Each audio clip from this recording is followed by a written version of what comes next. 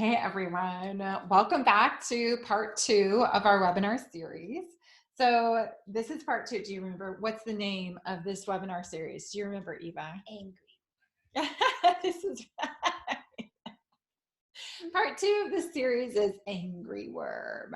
So this is a series that we're calling Poop Happens, Time to Clean It Up. Yeah? Yes. All right, Eva, would you like to introduce yourself as a reminder to everyone? Okay, my name is Eva Westbrook. I am 11 years old. I'm in fifth grade, and I like dogs, and I live in Rome. Great. All right. And I'm Carmen Westbrook. I'm Eva's mom. I also live in Rome with them right now. And I do leadership development, and I am also a diplomat spouse. So, okay. So today we are going to be talking about something that we talked about last time, which was that Superwoman method specifically. So you remember that, the Becoming Superwoman method, and we kind of gave you that very, very first step on that path last time. So that first step, do you remember what it was called? You remember the first step? Oh yes, find the elephant hiding. That's right. Finding the elephant hiding is the very, very first step. Okay, so this first step on the path is all about breaking down any issue that's confronting you into bite-sized pieces. Sometimes it can even actually be about like figuring out that you might even have an issue. You realize that there's something that's kind of not working out in your life, and it's breaking that down into those teeny tiny little bite-sized pieces that you can actually tackle. So we talked about how you can, that riddle of like, how do you eat an elephant? Do you remember that? Yes. So one bite at a time. That's right.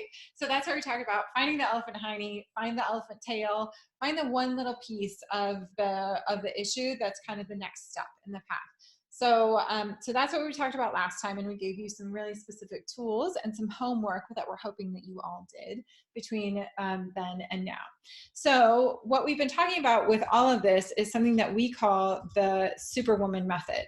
So here we are, and we're still with 1.2. We're still right up there, right at the very, very top, the very beginning of the Superwoman method. Okay. So what is the Superwoman method? So it's basically just a really well-known formula for growth. It's really well known. It's been around for a long time, and it's just simply a formula for growth. So if you like to think about it, governments have formulas for economic growth, and doctors have formulas for baby growth. So this is just basically a formula for life growth. And it's really, really, really cool because it can be applied to every single aspect of your life. It can be applied to yourself. It can be applied to your family. It can be applied to your community. It can be applied to your vocation, your business, your professional life. So it's simply kind of a universal growth chart that's been known and actually used for centuries. In fact, something really, really interesting about this is that it's very likely that you have actually used this growth chart yourself in your own life. And all we're doing right now is we're bringing that up to your level of consciousness. Okay, so we're bringing it up to your level of conscious awareness that this is the universal chart or path for growth. And the reason that we're doing that is because we want to give it to you as a tool, as something that you can actually use. So instead of it sort of unconsciously driving you forward, it's something that you can intentionally use whenever you feel that there's an area in your life that growth is needed in. Okay. So you use it in service to yourself instead of it sort of just kind of unintentionally happening to you. So do you remember that last time we talked about how this method was summed up? And it was summed up by a quote that we really, really like. Filled with a noble spirit, she reinforced her woman's reasoning with a man's courage. So it's a cool quote. That's a really fun quote to have.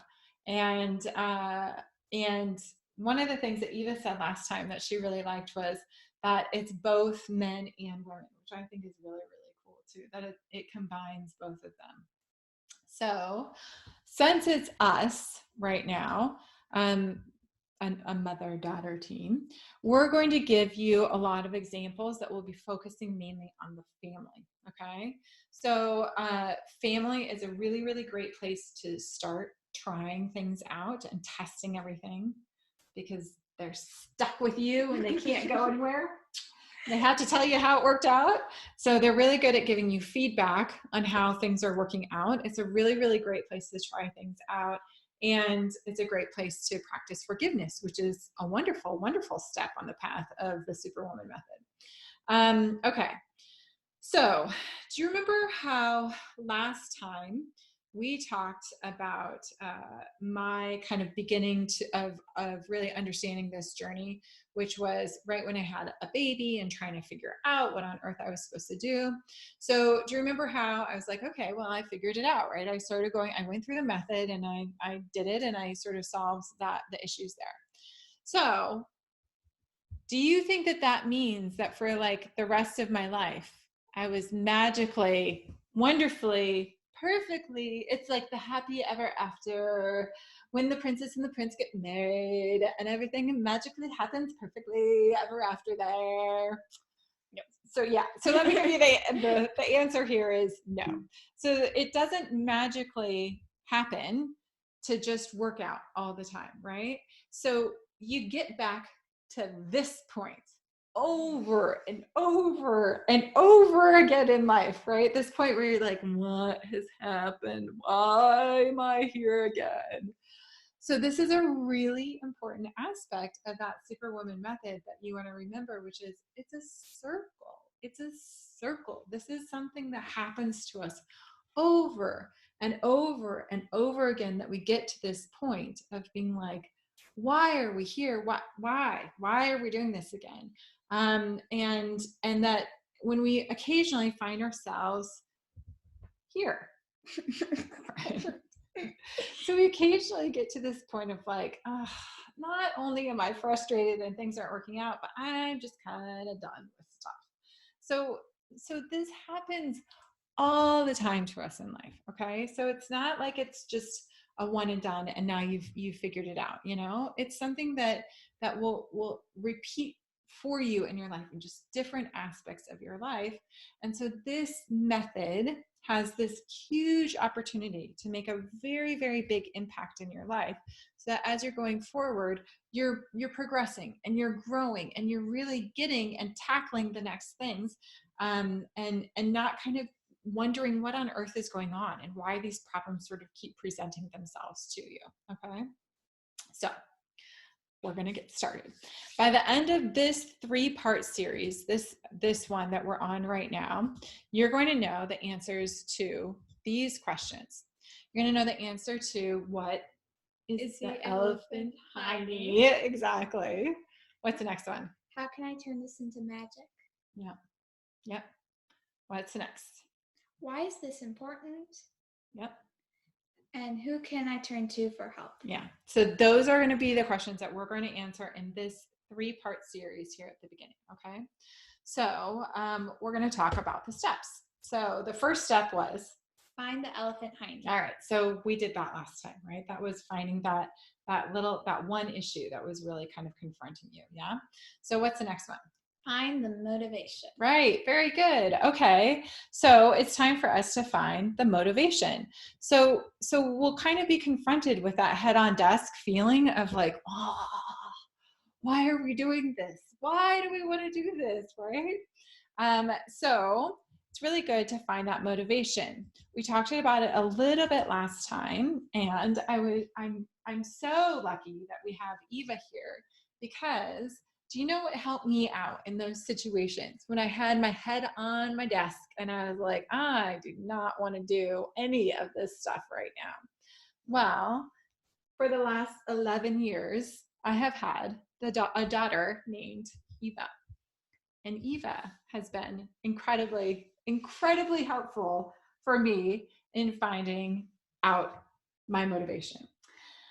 So I love Eva, right? Like I love Eva. I would do anything, really, truly anything for Eva, right? So I would stand in front of a bus and push her out of the way, like that mama love thing. Like I would do absolutely anything for her. So she's a really, really, really good example of that motivation. So when I first started on this superwoman path, it was my babies were really, really small, right? And so I hadn't really discovered that Eva was a great motivator for me. Not quite. So it's really, really helpful to think about sort of the long-term implications of your best friends, right? In this time. So when we do leadership workshops, a lot of the time I'll say to the participants, think of your best friend. Best friend was sitting right next to you, and you wanted the best for her in this situation. What would you want her to do? And then you go and do it yourself. Okay. So it's a good motivator because we tend to love the people in our lives and almost do more for them than we actually do for ourselves. Especially women seem to have this issue. So it's good to find somebody, if you can, that will personify some of that emotion, some of that motivation for you. Okay. So Eva is a good motivator for me, and we're going to come back to this spot too. So as I was starting on this path and kind of trying to figure out this path, I had figured out that at that point that I was like, okay, so I know what the elephant hiney is. I know what the issue is here. What am I going to do about it now? Okay. So I tried a couple of different things. So the first thing that I tried was fear. I tried to be freaked out about the whole situation, right? Just being like, I don't know, this is crazy and scary and too much for me to deal with. And I need a paper bag to hyperventilate. So if you've seen the movie Inside Out, it's a great movie, and it really shows a lot of the stuff that's going on inside of us. So this is fear from Inside Out, right? And he mostly just runs around like a madman all the time and doesn't really accomplish a whole lot, does he? Anger cares deeply about it. That's right. And so then, so this one wasn't super helpful. So then I tried the next thing, which was I tried to be sad about the state of the world that had gotten us to this place. And this is what I got. I got sadness. So Eva might know something a little bit about sadness. This is Eva's this is her go-to when she's confronted with that situation of needing to grow. She tends to go immediately towards sadness. Yeah. Yes. Yeah. Yeah. So she'll cry and kind of like flop around on the floor, right? I need somebody to pull my leg. Yeah, exactly. So, okay. So I tried sadness and it just didn't work. There wasn't a whole lot that was going on. So that didn't work. Okay. So then I tried being joyful and just pretending like nothing was happening and being joyful about everything. And here is what I got.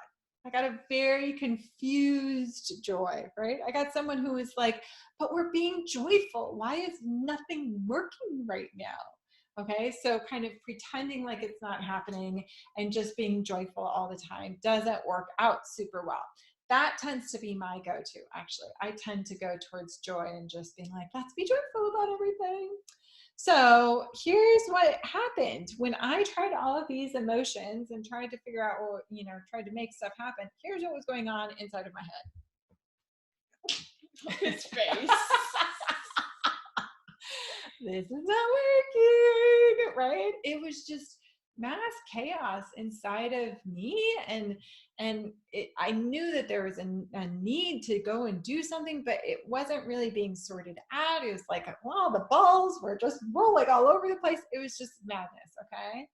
And on the outside, this is what was going on.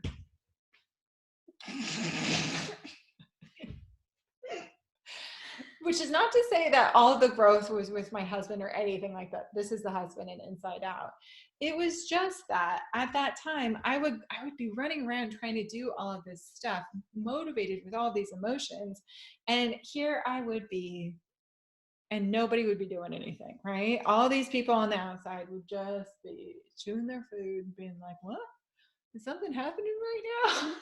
It's like the weird face he gives the mom.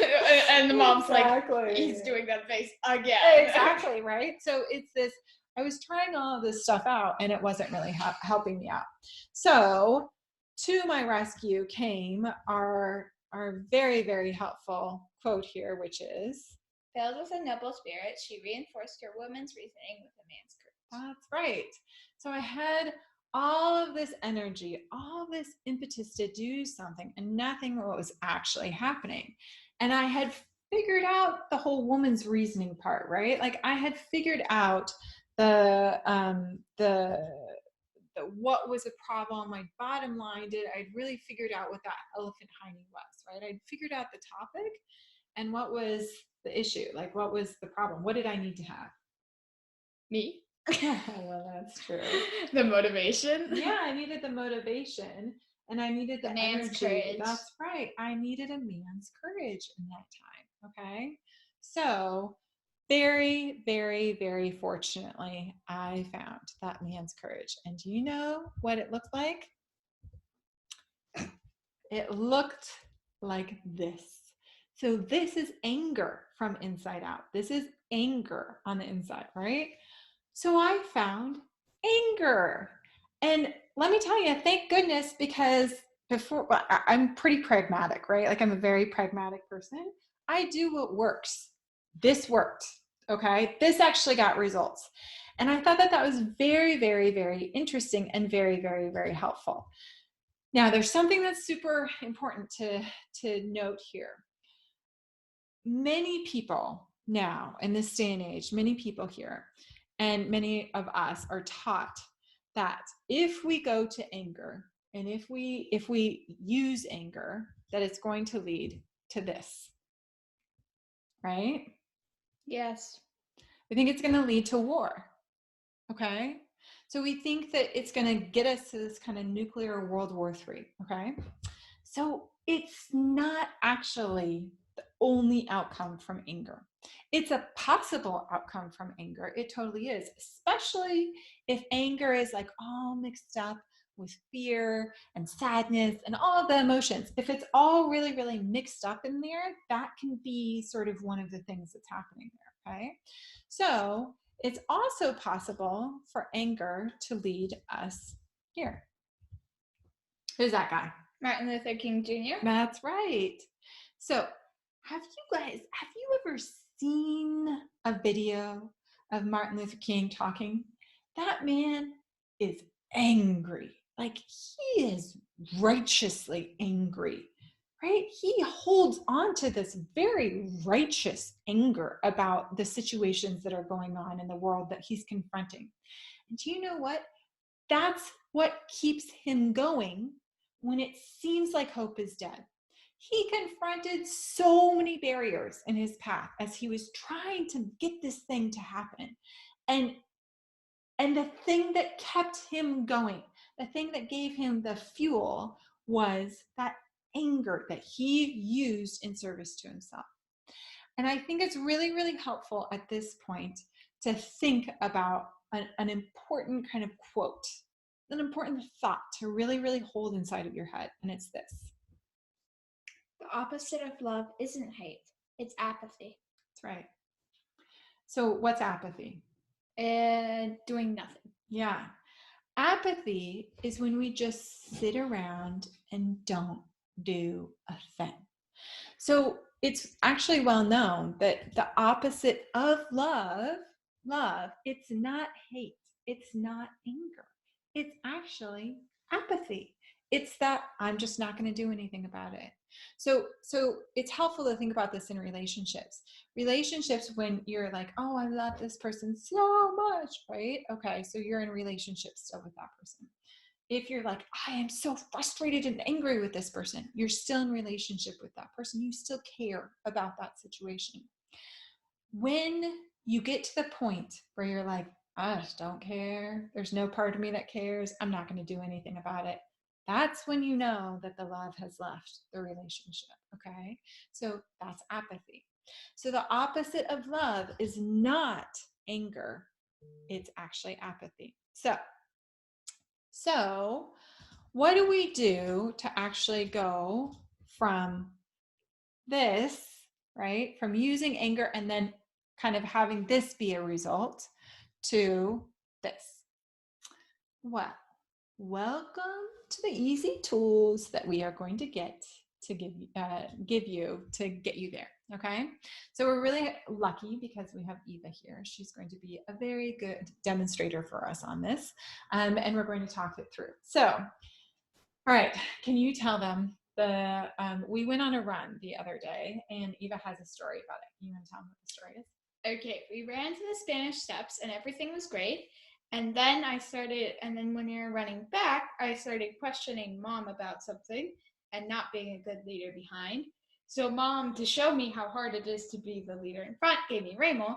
And I was like a kilometer behind everybody with Ramo being a humongous turd ball.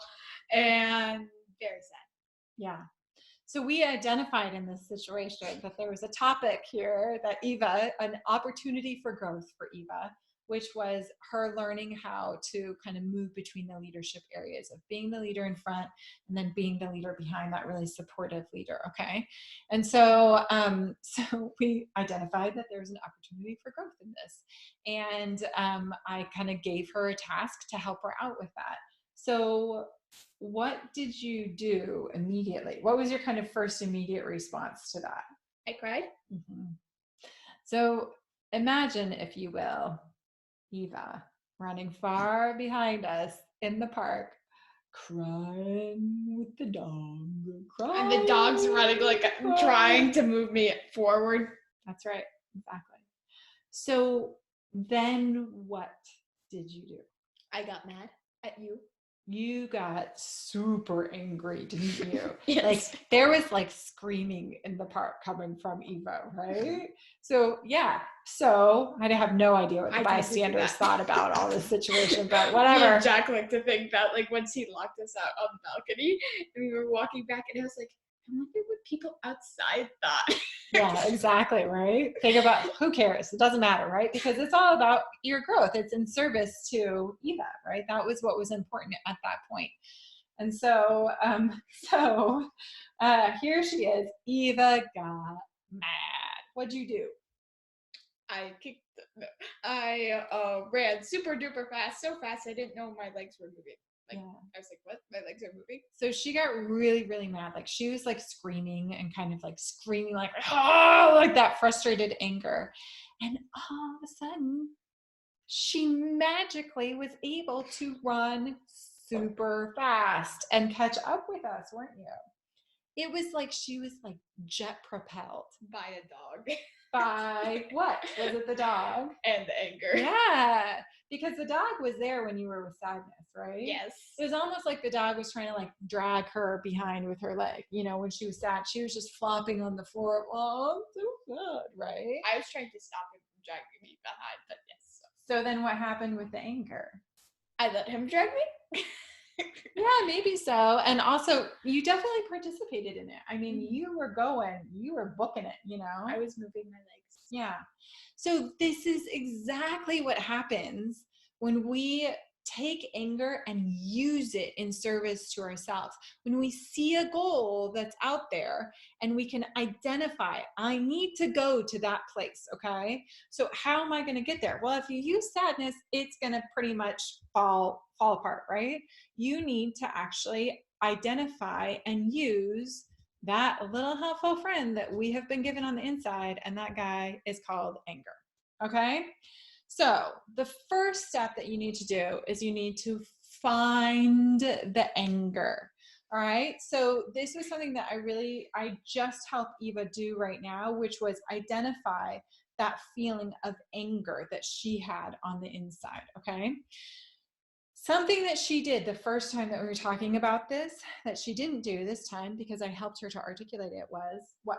I cried. Yeah. She started tearing up when she started feeling that welling up anger, when she was like, oh, we're talking about the screaming part. Oh, I was angry. She started tearing up.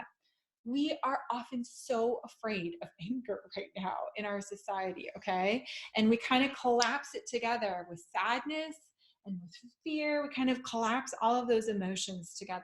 And so it's really, really important to help pull it apart, okay? To help articulate what is that actual feeling of anger that is going on the inside. Okay.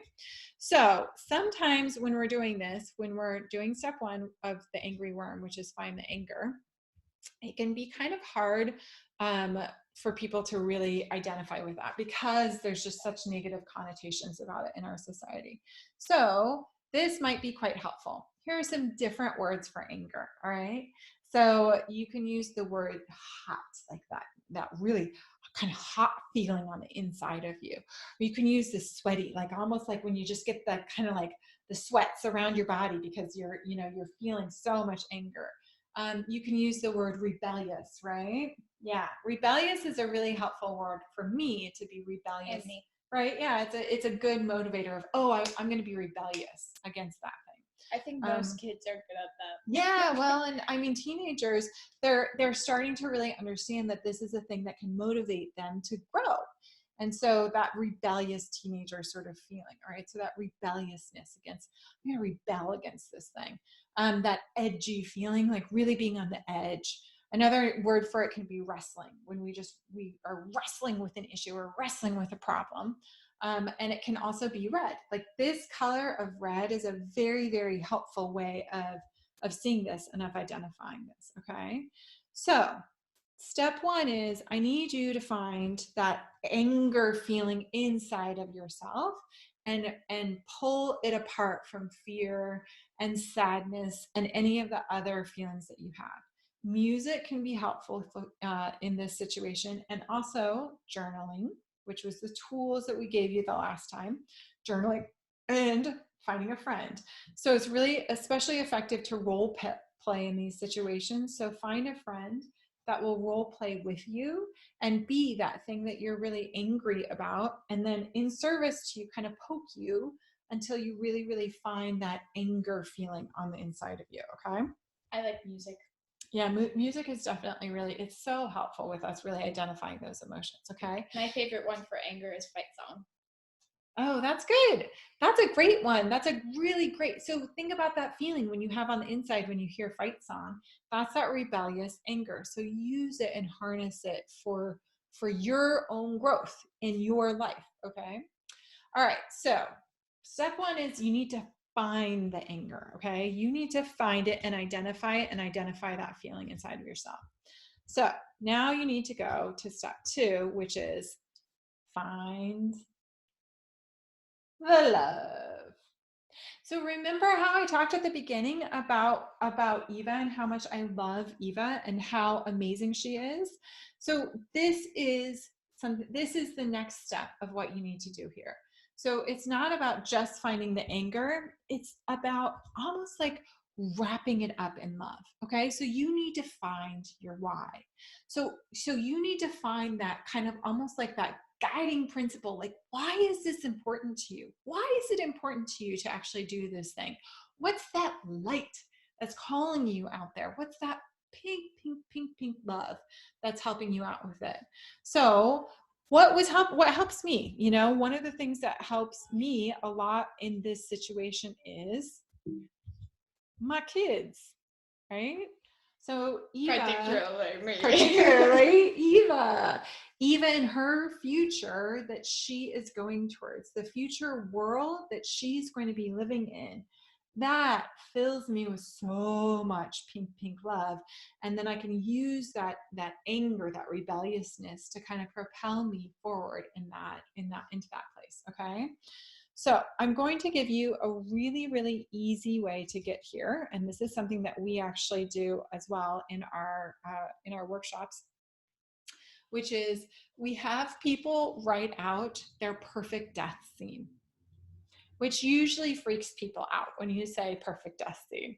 And it shouldn't, right? Because that's kind of like, that's the end point that we're all going towards in the end. I mean, it really is. So what is that end point going to look like for you? That's a really, really, really good thing to think about. And it helps to fill us up with that pink, pink, pink, pink love for where we're going, where we're getting ourselves to. So for me, my perfect death scene, and this was an exercise I was given actually by a teacher when I was in high school, bless her.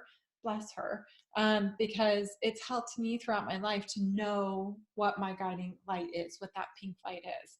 And it's really that I'm surrounded by my family and my friends, and I'm super old, and we're just sitting there and loving each other and laughing with each other about how wonderful life is. And this is so helpful to me, because when I'm in those moments when I like have a family member that I need to forgive, and I do not want to forgive that family member, it helps me to think, okay, yeah, I gotta eat some humble pie here, even though I don't think that I should, because I know where I'm going. I know the future that I want to go to. I know that I want to have Eva be really close with her family. And so I'm going to do it. I'm going to do that thing that I really don't want to do. When I have to wake up at like 5 a.m. in the morning to go for a run, and I really, really, really, really don't want to, what's the thing that makes me think about that? Well, it's about running around with my grandchildren when my kids are older, and helping to kind of usher in this amazing world and living to a ripe old age, because that's where I want to be at the end. I want to have that ripe old age. These are the things, these are the pink guiding principles that get me there. Okay. And it's really important at this point to think about a specific thought, which is this, that, oh, Which path will you take? yeah. So that perfect future that you see, it's just one of the possibilities that's out there, right? It's just one of the possibilities that's available for us. So you have to work really hard to make that eventuality happen, because there are a lot of other eventualities that could happen. It's not just like it just kind of magically happens in your life. Okay. So this is about making sure that we're staying intentional and really, really thinking about what it is that we're actually doing and where we're actually going, and then working really hard to get there. So the last step for today and for this upcoming week is a step that is really actually important, and it's kind of related to the last step last time, which is you need to be serious, like serious. So I have one of my best friends told me that when she and her sisters were little, yeah, when she and her sisters were little, all her dad had to say was serious at them. And they knew that that meant that like it was bad. And if they kept on doing what they were doing, they were going to get into really, really big trouble. And so they had to change, the way that they were going forward. So I want you to pretend like you have a dad or a mom looking at you and being like, serious. Okay. I want you to take this really, really, really seriously. Like I said last time, tackle it like a school project. Something that's really helpful is having a planner and having a plan for when you're going to spend time on this. So we use this tool right now called Trello, and I'm going to include that in the link that I'm sending out after this video too. Okay.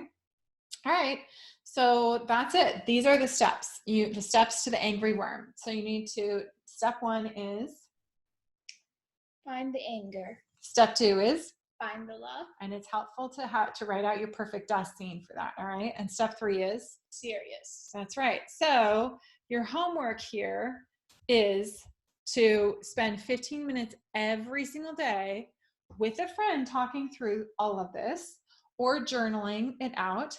And one of the things that you can do is, if you're not the best journaler, if you're kind of not used to journaling, you can do something that's called art journaling, and we'll include a link for that in the email as well after this. So I want you to spend 15 minutes every single day on this homework as you're going forward, and take it really and truly seriously. Okay. All right. We have a little special surprise for you at the end, which is story time. So we all live our own story. Okay. And we actually get to determine what that story looks like. So we're going to read today a little bit of a story that might help with this specific thought. All right, go ahead, Eva. Because a little bug went, "Achoo! Achoo!" You may not believe it, but here's how it happened. One fine summer morning, a little bug sneezed. Achoo! Because of that sneeze, a little seed dropped. A little seed dropped. And because that seed dropped, a worm got hit. Because he got hit, that worm got mad. Oh, the worm got mad. There he is. He's the angry worm. All right. So that is where we are going today. We're going to the angry worm. So I want you guys to really think about that. Think about the angry worm. Go find that anger. Pick it apart from the fear and the sadness and all of the other things. Go find that anger. Go find the pink love that's out there for you as well. And I want you to really, really take this seriously, because this is your life. And your life is amazing and wonderful, and you are amazing and wonderful. And so this is serious, right? This is life handing you your lesson plan. So there you go. We love you all. We will see you next week. Be sure to check your inboxes for those worksheets. And if you're not getting the emails, be sure to sign up at the link that we are posting with this video. All right. Much love to all of you. Bye.